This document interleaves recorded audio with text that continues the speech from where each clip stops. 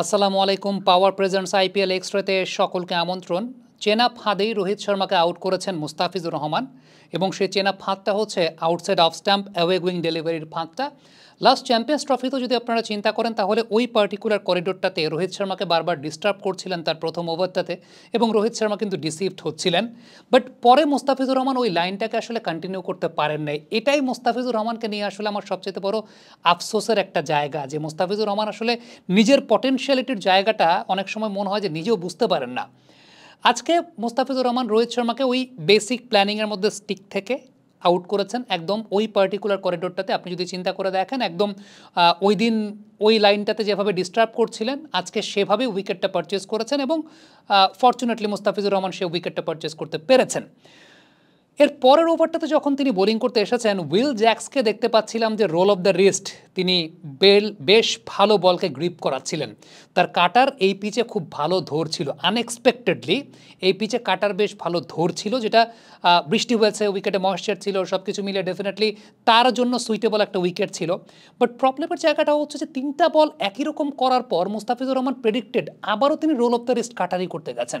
Will Jacks কিন্তু Flick করে একটা ছক্কা মেরে দিয়েছেন। সো আমার আফসোসের জায়গাটা এখানে অনেক বেশি। কেন বেশি? মুস্তাফিজুর রহমান যে ডট বল দিয়েছেন তার ডট বলের সংখ্যা আরও বাড়তে পারতো, তিনি ইকোনমিক্যালি আরও ভালো হতে পারতেন যদি ওই জায়গাটায় তিনি ভ্যারিয়েশনটা ব্যবহার করতে পারতেন বা ওই জায়গাটায় তিনি একটু ডিফারেন্ট প্ল্যান করতেন।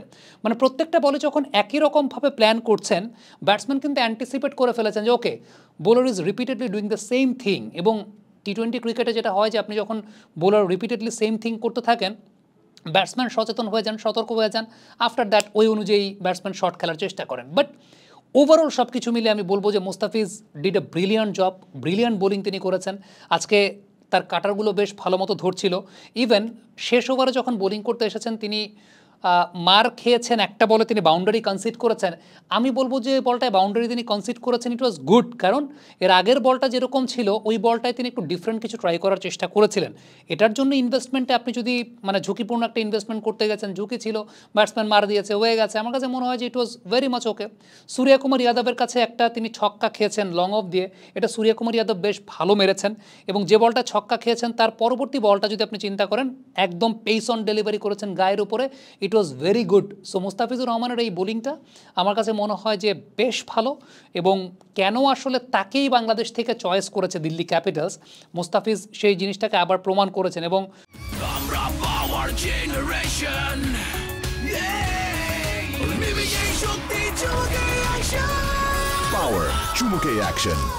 আবারও সত্যি কথা বলি যে যদি বাংলাদেশ ভারতের রাজনৈতিক কন্ডিশনটা এরকম না থাকতো মুস্তাফিজ হয়তো বা আগেই, বিশেষ করে লেফট আর্ম পেস বোলার হিসাবে তিনি হয়তো বা আগেই সেই সুযোগটা পেতেন। এখন পেয়েছেন আলটিমেটলি, সেখানে এমন না যে রাজনৈতিক পরিস্থিতি পরিবর্তিত হয়েছে, বাট এখন উপায় নাই। সো সব কিছু মিলিয়ে ওই প্রোটোকলকে তারা হয়তো বা একটু পাশ কাটিয়ে তারা সেই কাজটা করেছে। বাট আমার কাছে মনে হয় যে মুস্তাফিজুর রহমানের আইপিএল না খেলার আসলে কোনো কারণ নেই, কারণ বাহাতি পেস বোলারের ক্রাইটেরিয়া যদি আপনি চিন্তা করেন তাহলে ওই স্ট্যান্ডার্ডে Mustafizur Rahman is one of the best. যদি মিচেল স্টার্ক বা ট্রেন্ট বোল্টরা খেলেন, মুস্তাফিজুর রহমানও সেই জায়গাটায় খেলার যোগ্যতা রাখেন ফর টি-20 ক্রিকেট।